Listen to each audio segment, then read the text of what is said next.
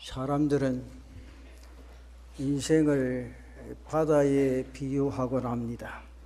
그것은 바다가 인생과 가장 흡사한 모습을 지니고 있기 때문입니다. 인생이 그러하듯 바다만큼 변화무쌍한 것이 없습니다. 바다는 늘 평온한 모습만 하고 있지 않습니다. 언제 어디서 비바람이 불어올지 모릅니다. 언제 어디서 태산같이 파도가 밀려올지 모릅니다. 인생은 그 파도를 헤쳐나가는 작은 배와 같습니다. 때로는 위협적인 파도와 싸워야 합니다. 비바람을 이겨내야 합니다. 힘겨움도 참아낼 수 있어야 합니다. 그냥 이대로 주저앉아 버리고 싶은 마음 가슴 속에 간절해도 내 인생을 이대로 묻어둘 수 없기에 오늘 또 우리는 내일의 꿈을 계획합니다. 어떨 때는 두 주먹을 불끈 쥐고 앞으로 나아가 보기도 합니다. 오늘 우리는 하나님의 사람답게 십자가 든든히 붙잡고 오늘 이 예배의 자리에 와 앉아 있습니다. 그런데 나 자신을 가만히 뒤돌아서 살펴보면 아주 연약합니다. 앞으로도 무수히 많은 사건, 사연들을 만날 수밖에 없습니다. 이 시간들을 어떻게 아끼고 헤쳐나갈 수 있을 것인가? 이것이 우리가 안고 있는 고민이요 소원입니다. 하나님께서 오늘 우리에게 주시는 이 말씀은 여러분의 인생에 능력이 되고 힘이 되는 말씀이 되시기를 바랍니다. 오늘 주시는 이 말씀이 여러분의 인생의 삶의 보호가 되고 길잡이가 되고 축복이 되는 말씀이 되시기를 바랍니다. 믿음으로 이 땅 위에 인생의 삶을 살아가는 성도들의 삶은 이러해야 된다. 오늘 세 가지만 말씀을 드립니다. 그 첫째는 소망의 새로운 출발을 해보자. 사랑하는 성도 여러분, 믿음의 사람은 어떤 사람입니까? 내일의 소망을 잃지 않은 사람입니다. 모든 사람들이 죽게 되었구나 그렇게 말하지만은 하나님을 바라보면서 믿음을 가진 성도들의 삶은 입술에서 아니다. 왜 그렇습니까? 하나님이 나와 함께 하신다. 하나님이 나 인생의 삶의 길잡이가 되어주신다. 하나님이 나를 도와주신다. 말할 수 있는 사람이라 그 말입니다. 하나님은 홍해 밑에 길을 만드시지 않으셨습니까?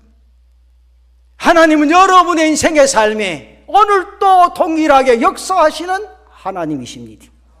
이 소망을 잃지 않고 땅 위에 인생의 삶을 살아가는 사람이 바로 믿음의 사람이라 그 말이지.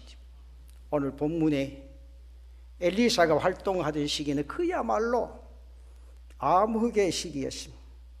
아합 왕가는 바알 종교를 이스라엘에 퍼뜨립니다. 따라서 여호와를 섬기는 성도들을 잔혹하게 핍박을 했습니다.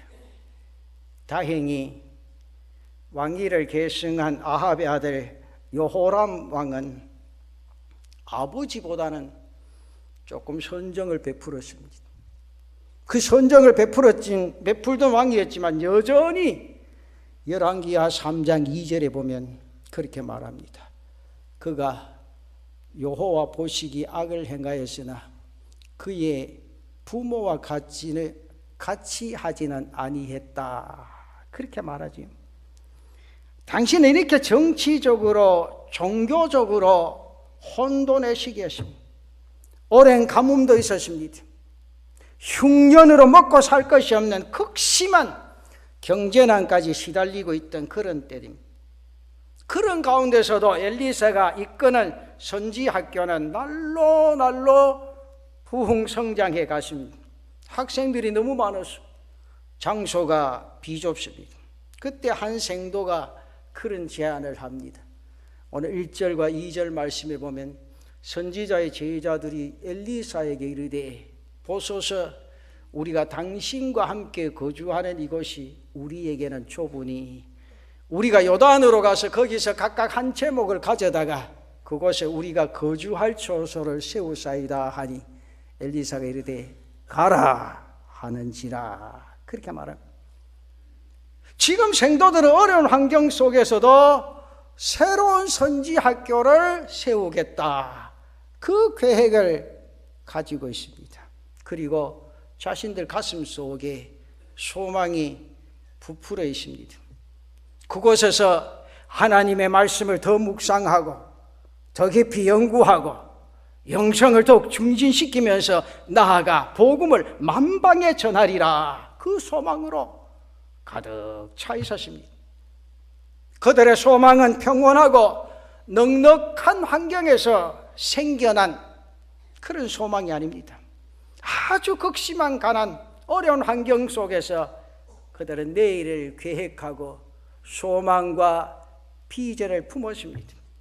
바로 이러한 마음이 금년 안에 십자가 능력으로 땅 위의 인생의 삶을 살아갈 때 여러분들 가슴 속에 스며드는 귀한 은혜가 있기를 바랍니다. 저 생도들은 매우 행복한 사람이었습니다. 비록 가난했습니다. 주위로부터 많은 핍박을 받았습니다. 열악한 환경에서 어렵게 살았습니다. 그렇지만 그들에게는 꿈이 있었습니다. 소망이 있었습니다. 그리고 어려운 시대를 함께 부둥켜 안고 서로 의지하며 기도할 수 있는 그 동력자가 있었다는 사실, 또한 함께 의논할 수 있고 지도받을 수 있는 엘리사와 같은 목자가 그들에게 있었습니다. 그래서 그들은 행복한 믿음의 사람들이었습니다. 사랑하는 우리 남부민중앙교회 성도 여러분, 지금 내가 아주 힘겨운 상황에 처해 있을지라도 그것은 그렇게 중요한 문제가 아닙니다. 더 중요한 문제는 지금 내 마음에 소망이 있느냐 소망이 없느냐, 그건 분명한 것은 내일의 소망을 품고 있는 사람과 믿음 안에서 하나하나 계획하면서 하나님의 도우심을 바라면서 기도하는 사람은 분명 행복한 사람이요 영적으로 부유한 사람입니다. 아멘입니까? 왜 그렇습니까? 그 꿈과 소망이 주님의 은혜 안에서 분명히 결단코 성취되어지기 때문인 줄로 믿으시기를 바랍니다. 저는 여러분이 계획하는 꿈과 소망이 가급적 속히 응답되기를 원합니다. 속히 응답되기를 기도합니다. 그렇게 결실 맺게 되기를 늘 기도하고 의심 없이 하나님 앞에 바라고 확신합니다. 왜 그렇습니까? 소망하는 것이 늦게 이루어지게 될 경우 성도가 낙심하게 된다, 상처를 받게 된다. 그 사실을 하나님은 너무너무 잘 알고 계시기 때문이다, 그 말이죠. 그래서 잠언 13장 12절에 그렇게 말합니다. 소망이 더디 이루어지면 그것이 마음을 상하게 하거니와 소원이 이루어지는 것은 곧 생명나무라. 아멘이십니까? 소망이 늦게 이루어지면 이것이 성도의 마음을 상하게 하고 낙심케 하고 절망케 되어지고 눈물을 흘리게 될 수밖에 없다는 사실, 하나님은 너무너무 잘 아시고 계신다. 그런 거로 사랑하는 성도 여러분, 지금 이 말씀은 이 시간 하나님께서 여러분에게 주신 말씀으로 받으시기를 바랍니다. 그렇다면 오늘 주신 이 말씀의 의미가 무엇입니까? 이는 내 사랑하는 자들의 소망을 늦지 않도록 속한 날에 주시리라, 그 말씀대로 이 말씀대로 올 한 해 여러분의 모든 소망이, 소원이 성취되시기를 축원합니다. 속히 이루어지는 역사가 일어나지기를 바랍니다. 이 축복의 말씀대로 여러분의 소망이 이루어져서 주님께서 큰 영광 돌리신 그런 은혜가 여러분의 삶 속에 임하시기를 축원합니다. 요단강에서 새로운 선지학교와 숙소를 짓고자 했을 때 엘리사는 뭐라고 말합니까? 오늘 성경에 보니까 그래 가라 그렇게 말합니다. 근데 생도들이 말합니다. 극구 뭐라고 말합니까? 함께 가주십시오. 함께 가주십시오. 이렇게 간청을 합니다. 생도들에게 엘리사는 바로 믿음의 아버지였어요. 영적인 지도자요, 아버지요, 멘토요, 상담자요, 능력의 산실이었어요. 생도들은 이한 엘리사를 앞서 나아가기를 청합니다. 그래서 그때 엘리사의 마음에 감동을 받고 흔쾌히 승낙하면서 대답이 뭡니까? 그래 함께 가자. 그래 함께 가자. 동행하게 됩니다. 사랑하는 성도의 이 모습에서 우리는 아주 소중한 인생의 교훈과 믿음의 교훈을 발견하고 깨닫게 됩니다. 그것은 바로 함께하는 삶입니다. 함께하는 삶. 여러분 옆에 있는 분 손, 오른손을 꼭 한번 잡아보지. 왼손도 좋고 오른손도 좋고 같이 한번 잡아요. 한번 잡아보이소. 이 시간은 부부가 아니라도 괜찮다. 앉아지. 예배 시간이 하나님 앞에서 잡는 손은 이쁜 손입니다. 옆에 얼굴 쳐다보고 함께 가십시다. 함께 가십시다. 여러분 부부가 함께 한다는 건요 놀라운 축복입니다. 가족이 함께 한다는 건 놀라운 축복입니다. 우리 성도들이 손잡고 함께 이 안에 출발한다는 것 놀라운 은혜요 축복인 줄로 믿으시기를 바랍니다. 동료들과 함께 하시기를 바랍니다. 엘리사와 함께 갑니다. 그러면서 서로 격려합니다. 기도해 주면서 뜻을 모아 함께 걸어갔다. 인생에 있어서 이런 모습은 반드시 있어야 합니다. 개 중에는 홀로 살아가려는 분들도 있습니다. 그러나 여러분 그것은 너무나도 외로운 인생의 삶입니다. 홀로인 사람은 그 길이 외롭고 힘들 수밖에 없습니다. 왜 그렇습니까? 위험이 닥쳐오면 대처할 능력도 부족하다. 그래서 전도서 4장 9절 이하 12절까지 우리에게 말씀을 하십니다. 두 사람이 한 사람보다 나으면 그들이 수고함으로 좋은 상을 얻을 것입니다.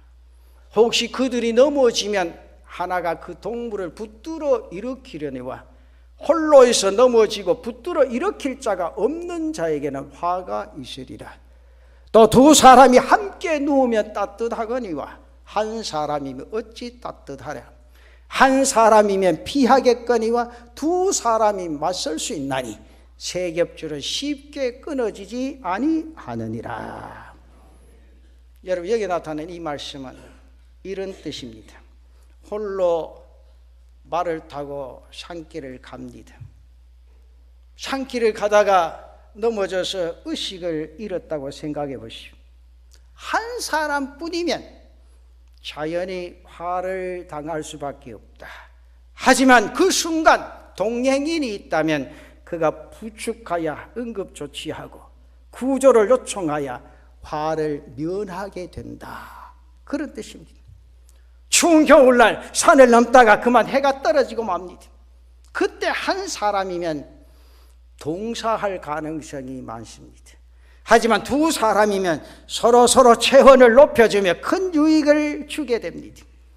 또한 강도를 만나게 되었을 때 한 사람이면 꼼짝없이 당하게 되지만 두 사람, 세 사람이면 맞서서 자신들을 보호할 수 있게 되어진다. 그러므로 세 겹줄은 쉽게 끊어지지 아니한다. 그렇게 말씀합니다. 너희는 인생을 살아가는 동안 세 겹줄 네 겹줄로 함께 뭉쳐서 걸으라. 그렇게 교훈합니다. 그렇습니다. 금년 우리 교회 성도들이 함께 뭉쳐서 달려가는 이 한 해가 되시기를 바랍니다. 장로님들이 함께 뭉쳐서 달려가고, 시무집사님도 함께 뭉쳐서 달려가고, 권사님들 함께 뭉쳐서 달려가고, 모든 재직들이 함께 뭉쳐서 달려가고, 이 시간, 이 예배 시간에 모든 성도들이 함께 뭉쳐서 달려갈 때 하나님의 은혜와 능력이 이 제단을 통하여 나타나게 될 줄로 믿습니다. 이게 중요하다는 거죠. 여러분, 부부가 뭉쳐 함께 가시기를 바랍니다. 서로 양보하고 배려하고 상대방의 뜻을 존중하고 한 가족이 함께 가시기를 바랍니다. 부모는 자식들을 뜨겁게 사랑하고 자식들은 부모를 공경하고 존중하고, 그 부모가 아니었다면 내가 어떻게 이 세상에 태어났을까, 그 마음 가지고 한 가정이 함께 가면 여러분, 이 땅의 인생의 삶 분명히 행복해질 줄로 믿습니다. 사랑하는 성도들의 교회 믿음의 벗들과 함께 걸으시기를 바랍니다. 그 가운데 꿈을 계획하고 기도하면서 서로 격려하며 전진할 수 있는 은혜가 있으시기를 바랍니다. 교회 어른들, 직분자들, 목회자들과 함께 교류하면서 상담하면서 믿음으로 달려가 보십시오. 틀림없이 이 한 해 주님의 놀라운 은총이 여러분의 삶 속에, 가정 위에, 하시는 사업과 직장 위에 일어나게 될 줄로 믿습니다. 한번 따라합시다. 우리 함께 가십시다. 좀 크게 좀 해보시죠. 아이고 참말로. 다 같이 한번 크게 합시다. 우리 함께 가십시다. 우리 함께 가십시다. 우리 함께 가십시다. 망망한 바다를 항해하는 인생길을 함께 걷고, 함께 위로하고, 함께 격려하면서, 그리고 함께 주님을 부르며 나아가는 인생의 삶, 여러분의 모든 소망이 속히 이루어져서 오늘 성경에 주신 말씀대로 생명나무와 같이 주님의 평화가 여러분의 가정에, 여러분의 삶 속에 임하시기를 축원합니다. 그 다음에 두 번째는 이걸 잘 받으셔야 됩니다. 우리의 인생길에 시련이 옵니다. 시련이. 본문에 나온 생도들 참으로 시련도 많고 환난도 많습니다. 당시는 정치적으로 모압을 비롯한 외세의 침략으로 심히도 위태로운 그런 상황이었습니다. 종교적으로는 곳곳이 부패해서 우상의 뿌리가 산발적으로 퍼져 있었습니다. 경제적으로는 형용할 수 없을 정도로 악한 상황이었습니다. 당시 생도들의 삶은 굉장히 가난했습니다. 성경에 보시죠. 먹을 것도 없습니다. 빛을 갚지 못하여 노래에 끌려가야 하는 그런 지경을, 가난을 면치 못하는 그런 모습이 성경에 있습니다. 왜 그렇습니까? 엘리사 시대 7년 동안의 혹한 가뭄과 흉년에 시달려야 했습니다. 엘리사 시대 역시 7년이라는 기나긴 세월 동안 극심한 흉년으로 사람들이 먹을 것이 없었습니다. 그래서 구약성경 열왕기하 4장 38절 이하에 보면 엘리사가 길갈에 당돌하게 되었을 때 극심한 흉년으로 생도들이 아무것도 먹지 못하고 있었습니다. 사 먹을 돈도 없습니다. 식량도 바닥이 난 상태였습니다. 그래서 생도 하나가 들에 나가서 야등 등굴을 캐다가 국을 끓입니다. 근데 이것을 먹던 생도가 크게 외치지요. 열왕기하 4장 40절에 보면 그렇게 말합니다. 이에 퍼다가 무리에게 주어 먹게 하였더니 무리가 국을 먹다가 그들이 외쳐 이르되 하나님의 사람이여 소태 죽음의 독이 있나이다 하고 능히 먹지 못하는지라. 죽음의 독이 있나이다. 아마도 이것을 먹었으면 모두가 죽을 뻔했던 것 같습니다. 다행히 한 사람이 이 음식에 독이 들어있는 것을 혀끝으로 알아냅니다. 여러분, 먹을 것이 없어서 등굴을 끌어 먹을 수밖에 없었던 생도들 보면 저들이 얼마나 가난했던가를 이렇게 알 수가 있습니다. 이 가난한 생도들을 위해서, 굶주린 생도들을 위해서 하나님께서 엘리사에게 솥에 가루를 뿌리게 하셔서 모든 독을 없애게 하고 맛있는 음식으로 바꾸어 주십니다. 그리고 엘리사의 기적이 또 있습니다. 열왕기하 4장 1절에 보니 생도의 아내가 엘리사를 찾아와 눈물로 하소연을 합니다. 열왕기하 4장 1절에 보면 선지자의 제자들의 아내 중에 한 여인이 엘리사에게 부르짖어 이르되 당신의 종 나의 남편이 이미 죽었는데 당신의 종이 여호와를 경외한 줄은 당신이 아시는 바니이다. 이제 빚준 사람이 와서 나의 두 아이를 데려가 그의 종을 삼고자 하나이다. 그랬죠? 여기 보면 참 안타까이 울부짖는 그 모습이 성경에 나타납니다. 이 말씀이 뭡니까? 남에게 빌린 돈 몇 푼 갚지 못해서 자식들이 노예로 넘겨야 하는 이 가난한 실정이 그 시대의 서민들의 삶이었고 생도들의 삶이었습니다. 이렇게 가난하고 열악한 환경이지만 생도들은 온 열정을 다하는 삶의 태도를 가집니다. 5절에 보면 한 생도가 숙소를 짓기 위해서 뭘 가져왔습니까? 도끼를 어떻게 했습니까? 빌려왔대. 한 사람이 나무를 벨 때 쇠도끼가 물에 들 그 밑에 이에 외쳐 이르되 아하 내 주여 이는 빌려온 것이니이다 했죠? 여기 히브리 성경에 이 빌려왔다는 말 샤알이라는 말이에요. 이 샤알이나 우리 그냥 빌려 야 돈 좀 주라 하면서 주면 내준 그게 아니고 안 빌려주는데 무릎 꿇고 삭삭 비는 거예요.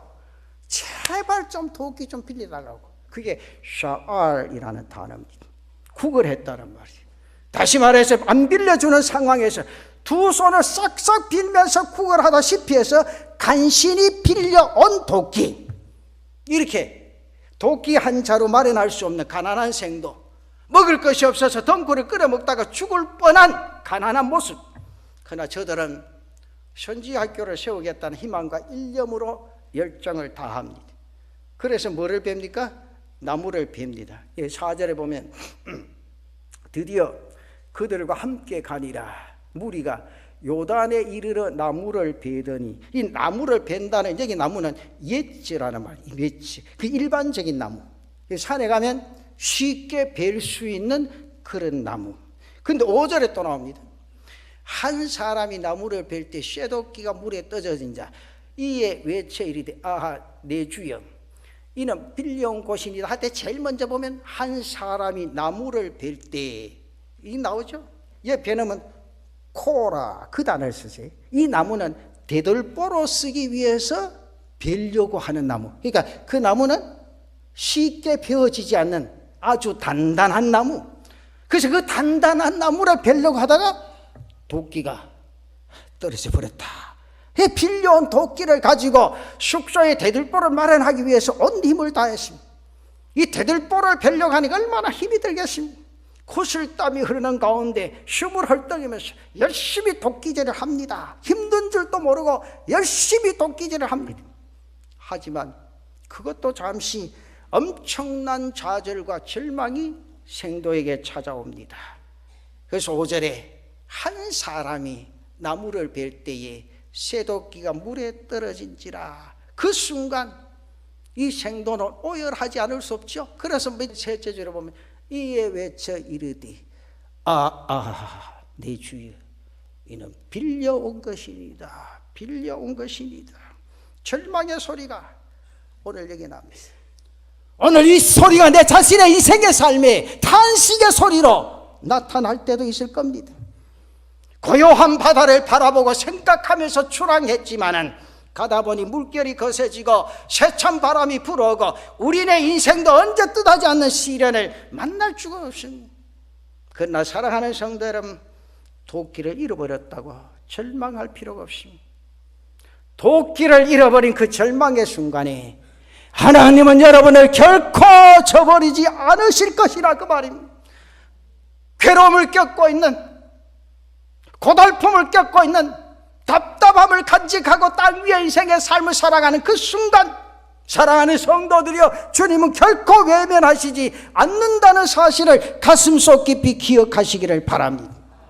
그 결론이 뭡니까? 세 번째, 주님의 능력으로 위기를 뛰어넘게 하실 것이라. 주님의 능력으로 여러분의 인생의 삶의 금년 안에 뛰어넘는 역사가 일어나게 될 줄로 믿습니다. 빌려온 도끼를 갚을 길이 없는 이 생도의 절규는 온 산을 울립니다. 무너진 하늘이 나를 짓누르탄 절망의 탄식이 산을 울리고 있습니다. 그때 이 생도의 절규 누가 들었습니까? 엘리사가 듣습니다. 엘리사가 그에게 달려갑니다. 그러면서 6절에 말합니다. 하나님의 사람이 이르되 어디 빠졌느냐? 이게 중요해요. 어디 빠졌느냐? 어디 빠졌느냐? 사랑하는 성도 여러분의 부르짖음 탄식을 우리 하나님 아버지는 그 순간 들으시고 역사하시는 줄로 믿으시기를 바랍니다. 여러분의 슬픔과 여러분의 탄식과 여러분의 아픔의 소리를 우리 주님께서 듣고 이 순간도 달려오시고 여러분의 마음을 움직여주시는 하나님이신 줄로 믿으시기를 바랍니다. 달려온 엘리사가 어떻게 했습니까? 하나님의 지시를 따라 나뭇가지를 베어 물에 던지니 가라앉은 도끼 물 위로 떠오르게 했다. 6절 말씀이, 하나님의 사람이 이르되 어디 빠졌느냐 하며 그곳을 보이는지라. 엘리사가 나뭇가지를 베어 물에 던져 쇠도끼를 떠오르게 하고, 쇠도끼를 떠오르게 하고. 여러분, 물에 앉아있는 쇠덩이가 어떻게 물 위로 둥둥 뜰 수가 있습니까? 이는 하나님의 능력이 아니고서는 일어날 수 없는 기적의 역사입니다. 기적의 현장입니다. 여러분의 인생의 도끼가 물에 빠졌을지라도 우리 주님 동일하게 역사하실 줄로 믿으시기를 바랍니다. 인생의 탄식을 들은 엘리사가 달려와서 찾아주었듯이 여러분의 기도 소리를 들은 주님께서 여러분의 인생의 삶에 응답으로 역사해 주실 줄로 믿습니다. 가라앉아버린 여러분의 도끼가 물 위로 떠오르는 역사가 금년 안에 일어나질 줄로 믿습니다. 염려하지 말라는 거지. 행복하십니까? 아멘 소리가 영적이니. 그때 당시 일어났지. 그러니까 이 교인들은 믿음이 적다니 그거예요. 목사님요, 그때 일어난 사랑이지. 내가 송도 아빠 내가 쇠도끼 한번 던져보고 목사님 물 위로 둥둥 뜨게 해볼랍니까? 그런 의심이 생겨납니까? 믿음이 없는 자여 왜 의심하느냐? 하나님의 말씀은 지금도 역사하는 말씀인 줄로 믿으시기를 바랍니다. 그래서 잠언 16장 3절에 분명히 말합니다. 너의 행사를 여호와께 맡기라. 이 말씀 잘 보세요. 맡기라. 그리하면 내가 경영하는 것이 이루어지리라. 이 말씀 가운데 중요한 게 뭡니까? 맡기라. 좀 맡겨보라. 맡기면 하나님이 이루어 주신다. 맡기는 믿음이 있으시기를 바랍니다. 근데 엄청 안 맡겨. 사실은 진짜요. 성경에 그렇잖아요. 내 모든 염려 걱정 것이 다 주께 맡기라. 그리고 너희는 땅 위의 인생의 삶을 기쁘게 살아라, 즐겁게 살아라, 감사하며 살아라. 그것이 하나님의 뜻이니라. 하나님의 뜻이니라. 내 앞에 펼쳐질 모든 행사를 주님께 내게 맡기고 믿음으로 한 걸음 한 걸음 걸어가는 이 한 해가 되시기를 바랍니다. 이제부터 잃어버린 도끼를 찾는 역사, 여러분의 소망이 속한 날에 이루어지는 축복이 여러분의 앞날에 일어나게 될 줄로 믿습니다. 이 믿음 가지고 감사하며 달려가는 이 한 해가 되시기를 바랍니다. 한 달 내내 출발 잘해보자고 설교하는데 잘하겠죠? 진짜 첫 주일에, 지난 주일에는 뭐 성교 헌신 예배로 성교 말씀드렸지만 첫 주도 그렇고 오늘도 그렇고 금년에 우리 성도들 복 좀 받아보자, 걱정하지 말고 살아보자, 그게 목사 마음입니다.